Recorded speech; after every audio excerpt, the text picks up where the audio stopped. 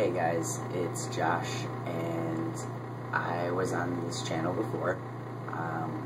Made one or two videos a while back, and then I had to stop because I couldn't get around to uploading any.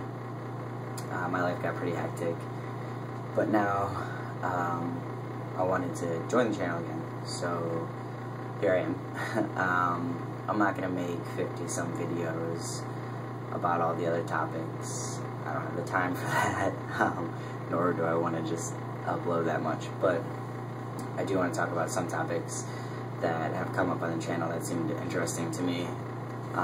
This is going to be week 71. It's about relationships and how mine's changed, or my views on dating.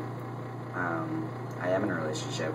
I have been with the same person for a year now, over a year, and I was with her before I started hormones, and clearly after.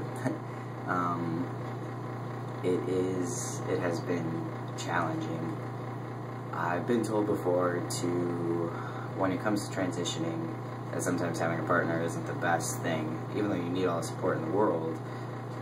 It can cause a lot of strain on our relationship, and luckily for me, my girlfriend and I have been able to push past everything so far and make it work, but I have changed quite a bit. That it's been a little difficult on our relationship.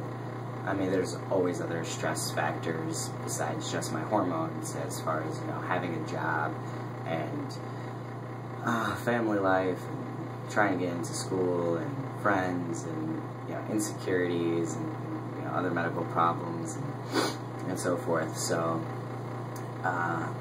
I would never blame the end of a relationship just on hormones, but I definitely think that my hormones have played a pretty big role in my relationship.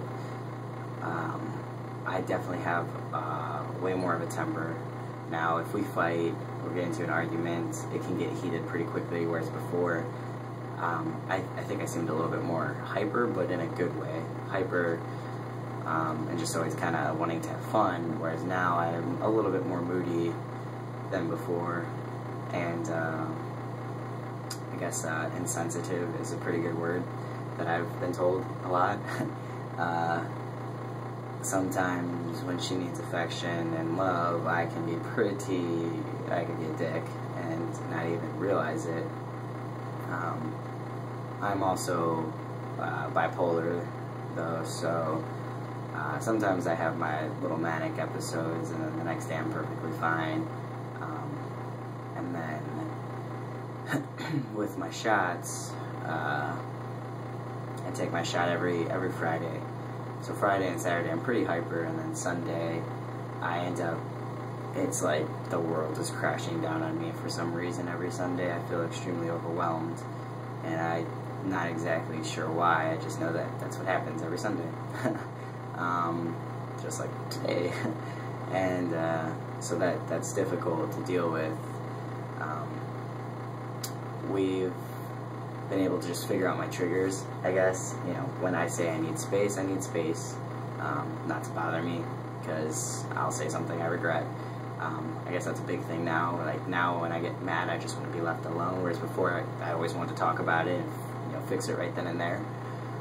Whereas now I just need time to cool off, and then I don't even care anymore. like whatever, we were just fighting, now I'm fine. Whereas she might actually still be holding on to whatever we were fighting, and some things, she can't let go of, whereas I have no problem. So that's also different. My sex drive is through the roof, and so that's been slightly difficult to adjust to as well. And let's see, as far as like physical changes, like my facial hair and my size, as far as like growth and all over, like that has no effect on our relationship whatsoever.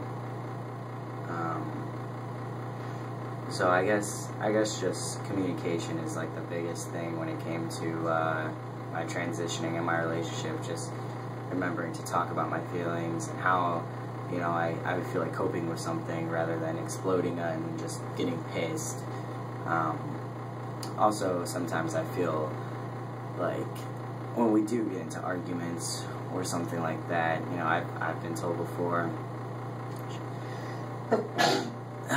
excuse me, I've been told before, you know, oh, well, you've been on T for over a year now, so you should know by now, which is true, but, I mean, I have been on T for over a year, but I think sometimes she might forget just how monumental this is. Like, this isn't like, you know, I just changed my name, or, you know, I got a tattoo, or just something really, like, you know, that changes, but it's not, like, crazy.